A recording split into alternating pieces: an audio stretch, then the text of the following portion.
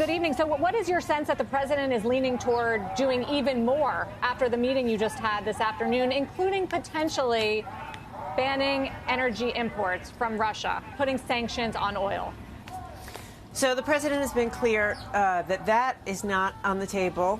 Our entire focus is to ratchet up the pressure and sanctions and pain on Putin and the oligarchs and his funders, his backers, people who have benefited from his corrupt government, people who are funding his immoral mission, but, not the Russian people. The president was clear on Tuesday night. He was clear in the cabinet meeting that we just had, which is that America is standing with our allies. We have a united front across the world, standing with NATO, standing with Europe, standing on the side of freedom and against Putin. And we are going to continue to bring the pressure to him until this conflict ends.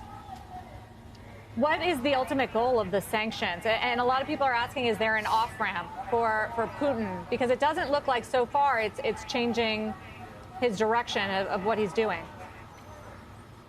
The goal is to bring this conflict to an end. There's this is Putin's war. He started this war. It was an unprovoked aggression to bring in tanks and go after a sovereign nation. And it's time for this to end. And I think he's getting a message from the world that it is time to end. And President Biden, this, on behalf of the United States of America, this is the strongest package of sanctions and export controls, which is the area that I'm managing in the Commerce Department, that we have ever leveled against another economy. And most important, we're doing it in unison with our allies. And so Putin is starting to feel the pressure, and he ought to bring the conflict to an end.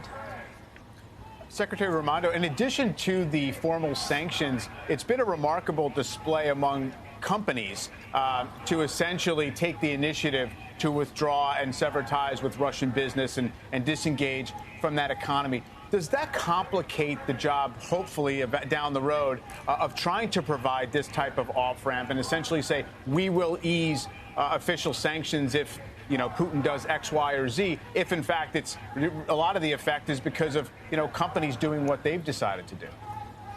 I don't think it complicates it. I have been talking to many business leaders in the past days and weeks, and many American business leaders realize this is not time to be timid. It's not time to stay on the sidelines. Everything's on the line. This is about protecting our freedom and our democracy. And they, in many cases, are choosing on their own to cut off every angle that Putin has to business or to capital or to goods. And, I applaud them for doing that. It takes courage. And we've been reporting on every move. Secretary Raimondo, I wanted to ask you about an issue that you've been very focused on, knee-deep in here at home, which is semiconductors. And we heard President Biden talk about this in the State of the Union. I know you went to tour an MIT lab. There was a suggestion from the president that onshoring semiconductor manufacturing would help deal with supply chain issues and inflation, which are very much issues we're dealing with right now. But it takes years, if not decades, doesn't it, to build out infrastructure where semiconductors can be made in this country, doesn't it?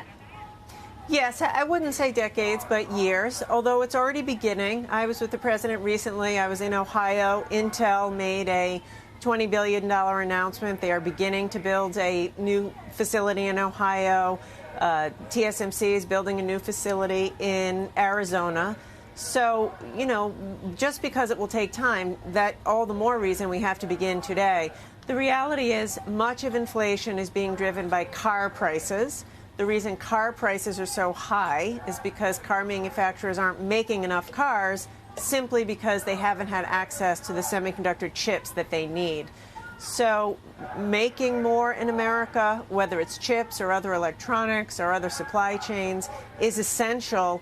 It creates jobs in America. As the president said, it's building an economy from the middle out, but also it very directly will alleviate inflation by increasing the supply of critical goods in America. Supply will go up and prices will come down.